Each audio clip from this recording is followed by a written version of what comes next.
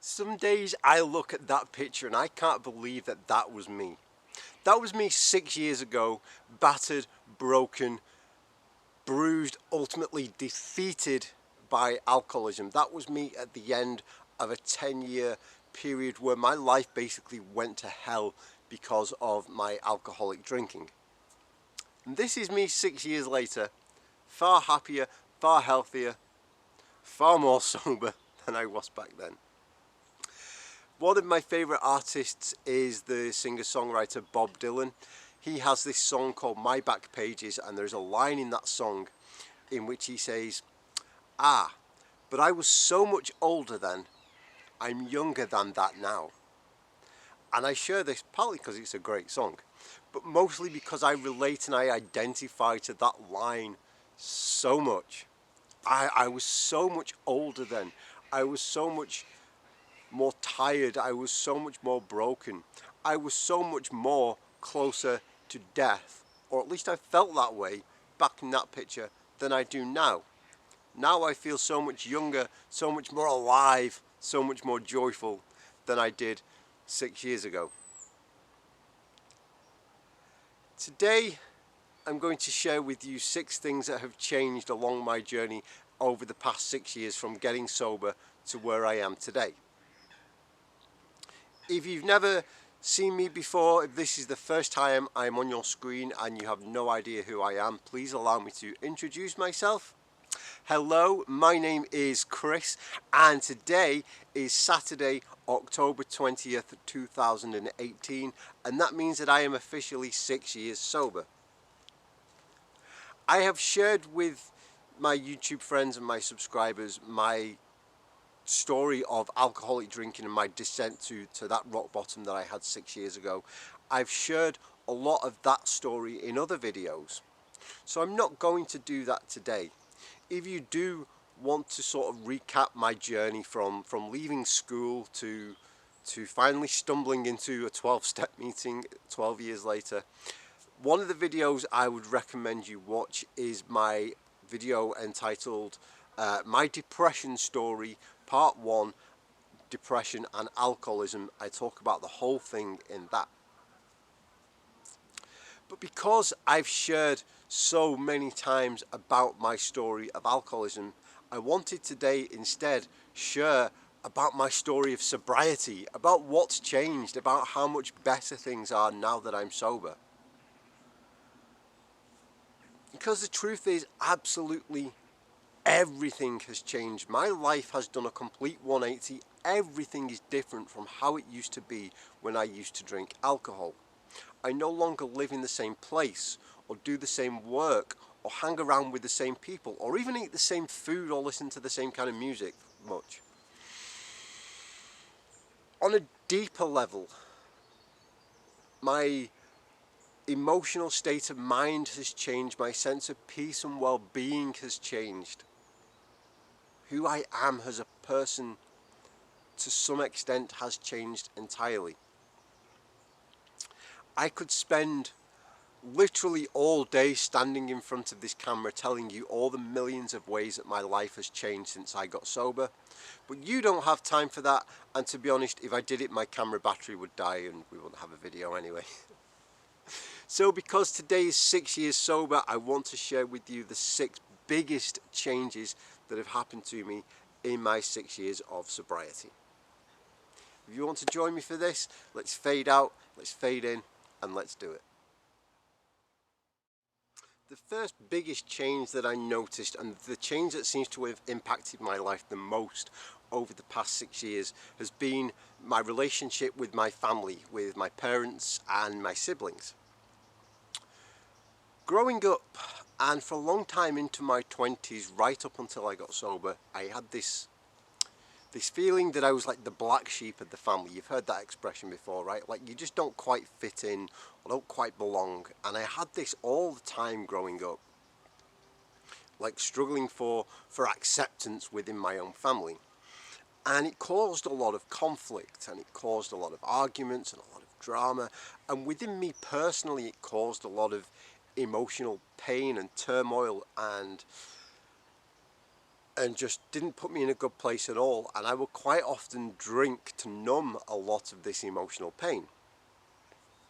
And over the years, things just got worse and worse. I felt like here was Chris and here was my family.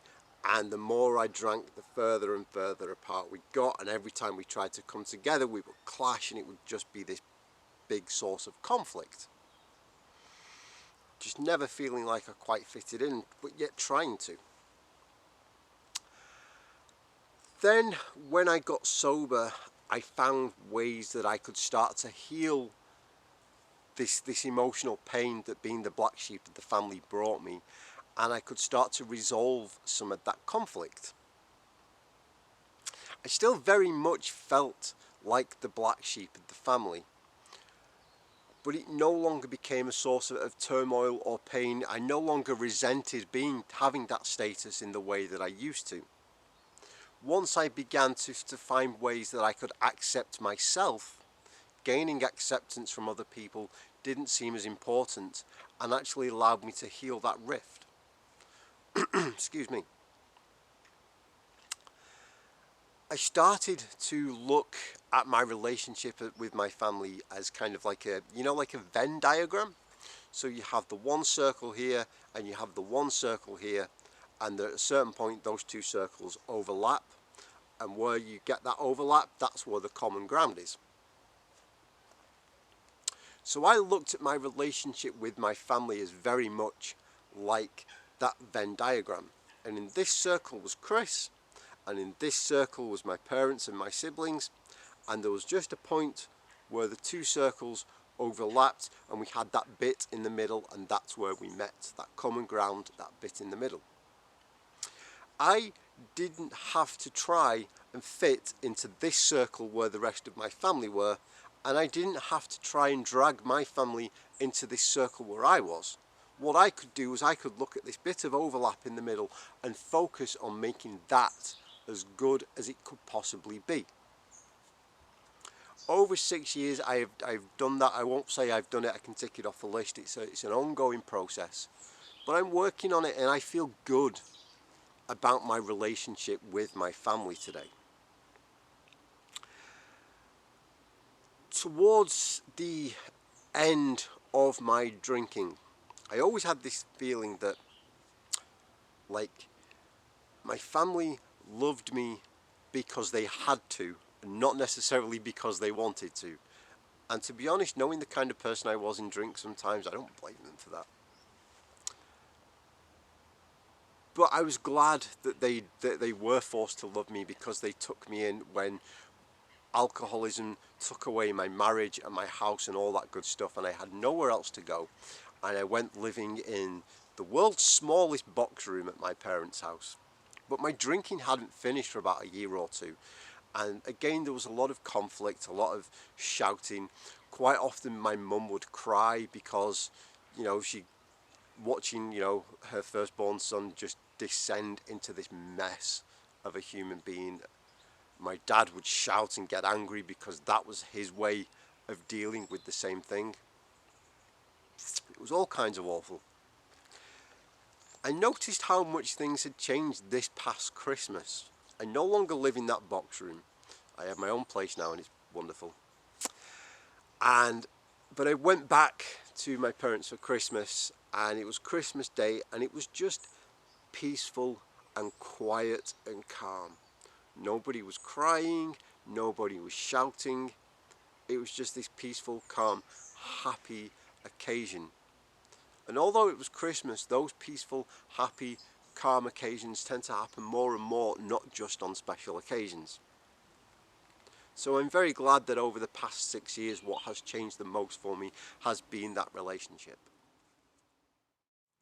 If you are interested, I wrote an article a year or two back about being the black sheep of the family and improving that relationship with my family. I wrote that on medium.com. I will post it down in the description below. It's also linked to from my website if you want to go and read that. For now though, let's move on to the second biggest thing that changed in 6 years of sobriety, which is that I no longer walk around as this big raging ball of anger. Sometimes I hear people talking about somebody with a drink problem and they say, oh, he's a raging alcoholic. I think that description summed me up perfectly because I was always in a rage about something. I was always angry. I was always pissed off about something. And most of that stemmed from having these grand expectations that the world should always give me what I want all the time and I should always get my own way. I don't know where this came from. But obviously I would expect my own way and then not get it, and that would make me very, very angry, and it would make me very, very cross, and I would stamp and I would shout, and I didn't have the emotional maturity to deal with this situation in a way that was healthy. My way of expressing my anger would be to shout and to curse and to break things and to just verbally tear people apart. And it was kind of like, well, I feel bad now, so I'm going to make you feel even worse than I feel, and that will somehow make me feel better. You know what? It never did. And now, years later, I've had to go back and make a lot of amends to people that I tore apart, because it does not make me feel good.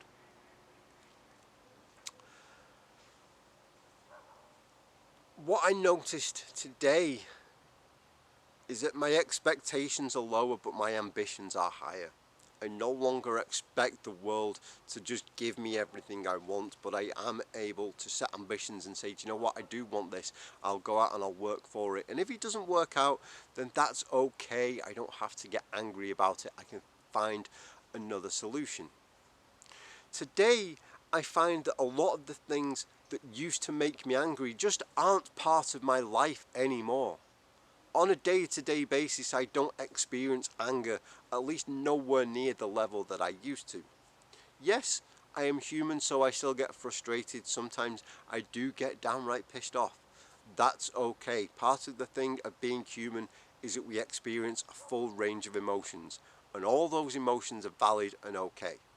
What's not okay is for me to take those emotions out on other people if it is going to harm other people. But I rarely have to today because, like I say, I feel calmer, I feel more at peace, I feel happier, and I enjoy my life in a way that just doesn't make me angry. The third thing that changed, the third emotion that I no longer have to deal with on that kind of level, is fear. Growing up, and again into my 20s, I was afraid of every little thing, whether it was talking to a girl that I liked, or opening my mail and dealing with my financial stuff, or asking for help was a big one. If I was at work and I was stuck, I'd rather get it wrong because I was too afraid to ask somebody for help. There was a time when I first got sober and I hadn't quite got rid of this fear yet, that I went to 12-step meetings and I wouldn't drink coffee because the coffee was in the middle of the room. And in order for me to go and get this coffee, that would mean, oh my goodness, everybody is going to be looking at me. And I was so afraid I just sat there and almost died of thirst. Life is very different today, because when I did get sober, I started to realize that, look, drinking on my fears is no longer an option, because that's what I used to do. I would get terrified and I would have a drink to try and get that Dutch courage that people talk about. Except whereas most people would have one drink to get Dutch courage, I would have one drink and then 10 more, and then go and try and approach the situation, because now I was no longer scared of anything once I was so drunk. Except if you approach a situation when you are drunk, you are not going to handle it even half as well as you are when you're sober. So I would, like, say, talking to a girl, for example, I'd think, okay, I'll have one drink to get my nerves up, and then I'd have 10, and then I'd become this sloppy, horrible monster and make a complete mess of the situation. And that would reinforce this idea in my head that talking to girls is scary because it goes badly. Or I get drunk and try and do something like dealing with my finances and it will go badly. Or I get drunk, and one time I had a job interview and I was so scared of having this job interview that I had one drink and it turned into 10 and I went to the job interview drunk. just remembered that. And this reinforced this idea in my head that doing these things turns out badly, therefore I should be scared of them. Therefore I should have a drink to calm my nerves because these things are scary. And I got stuck in that vicious cycle. Then when I got sober, I started to realise that, look, okay, drinking is no longer an option. I'm just going to have to face the things that scare me sober. So I started to do that, and I started to realise that, look, these things aren't as scary as I thought they were. And when things are scary, because again, I'm human, some things are going to scare me, I now have the gift of going through alcoholism that gets me through them. Because look, if I'm scared of something and I think it's going to be bad, I can tell myself no matter what I go through in my life, it is never, ever going to be as bad as being an active alcoholic and destroying my life with alcohol. The fourth biggest change that has happened to me in 6 years of sobriety has been that my health has improved dramatically. Over a decade of alcohol abuse takes its toll on a person's body, and it certainly took its toll on mine. I remember being about a month into my sober journey, and I was at a 12-step meeting, and somebody had to literally carry me out of that 12-step meeting into the car to go home, because I had this sciatic nerve problem and I couldn't walk, and I was hunched over, and I looked like the guy in that photo at the beginning of the video. I'm laughing, it wasn't funny. Today, obviously, things are very different. A lot of my health changes have happened in the past 2 years since I quit smoking, which is obviously what I normally talk about on my YouTube channel here. But again, even quitting smoking would not have been possible if I was still drinking alcohol. Even before that, things started to change for me, like just because of the fact that I was sober and I had a bit more clarity of mind, I was able to book appointments to go and see doctors, to finally go and see dentists and take care of my oral hygiene. I was able to chase up a long-standing knee problem and have surgery. I started going to Tai Chi to help improve some aches and pains that I had. Just lots of little things. Today, I was 28 years old when I stopped drinking. Today I am 34 years old, and today I feel fitter and healthier and younger and more alive than I have ever done at any other point in my life. The fifth thing that changed for me in 6 years of sobriety is that I no longer hang around with toxic people, and I'm more careful about who I choose to keep as friends. I've shared in lots of other videos that one of the main causes of my addiction troubles with alcohol and smoking and other things has been a sense of low self-esteem or low self-worth, where I just didn't feel worthy of anyone's love or affection, or even my own. So when it came to choosing friends, I just chose the first people who would have me around, even though it often turned out that those people weren't good for me. I had friends, and quite often I would always be the butt of every joke.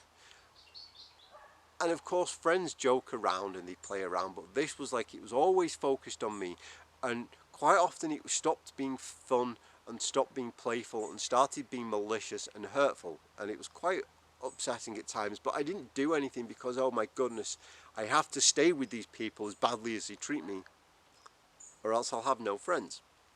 Or if it wasn't that they were malicious, I would hang around people who just didn't have my best interests at heart, who would quite often lead me into dangerous situations, or situations that, quite frankly, I shouldn't have been in. These days I don't have to hang around with those people. I don't hang around with anybody that I used to, apart from my family and my best friend Dave, who I see probably once a year.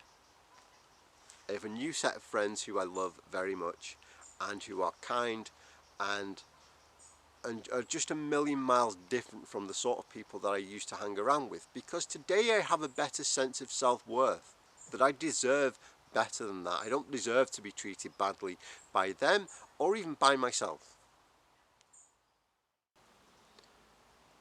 The sixth biggest change that happened for me in 6 years of sobriety is that my relationship with 12-step fellowships like Alcoholics Anonymous has changed.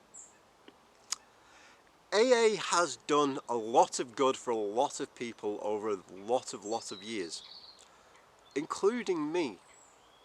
When I first got sober and I started going to AA, I met people who became lifelong friends and who I love and adore and will do anything for until this day. I also gained inspiration and motivation and found that being a member of AA allowed me to make sobriety the focal point of my life, and to really concentrate on getting, not just getting dry, but getting sober and living a happy, meaningful life. Over the years, however, I started to feel attached in some ways from certain parts of AA, and it isn't the God part actually, it's other parts that I won't go into today. And I started to feel uncomfortable being in 12-step meetings. In fact, towards the end of this relationship, I started going to 12-step meetings and coming out feeling worse than when I went in. I would go and I would do my best, I would share and I would try and be helpful and I would try and be genuine, but I would come out feeling worse than when I went in. And I had to take stock and say, do you know what, this just isn't right for me anymore. It no longer serves me in the way that it used to. It was good for me and it was right for me in my early sobriety, but now it no longer is. And I say that not with any resentment. I don't hate AA, I don't have anything bad to say about AA as a fellowship. I just have a lot of bad things to say about AA and my personal relationship with that fellowship, which is completely different and completely fine. I'm obviously very happy to be sober today. I still love being sober, I just no longer love being a part of Alcoholics Anonymous. So I handed in my treasury position and my secretary position for one meeting and just sort of distanced myself from it. Because even for a while after I sort of came to this realization that, look, you know, it's no longer serving me, but maybe I can use it to serve others. Maybe I can go and help other people who are at the point in their journey where I was 6 years ago. Yet even trying that, I started to notice that I couldn't do as much good within the confines of AA as I can do, say, standing out here and talking to you, or writing my articles or things like that, or doing one-on-one work with people. Excuse me. So I've started to focus on other means of helping others and other means of staying sober. Sobriety remains a focal point of my life today, but Alcoholics Anonymous no longer does. And that's fine. I may, excuse me, I may go back every now and again, and you know, like I may go back this weekend just to celebrate being 6 years sober where it started. But I'll be going more to celebrate with people who I care about than because I have this need to be in that fellowship. There are two more big changes that happened to me in 6 years of sobriety, but I'm going to save those for another video that I'm going to post as an exclusive content thing on my new Patreon. I launched Patreon earlier this week. It's patreon.com/Chris Scoyles, and therefore as little as $3, I think that's about £1.50 in UK money, you can get lots of exclusive content. I'll share more videos about alcoholism, quitting smoking, addiction, anything that we happen to talk about. So over on Patreon, I'm going to post two more things that changed for me in 6 years of sobriety. For other means, other ways to support me, you can also go to chrisscoyles.com/support.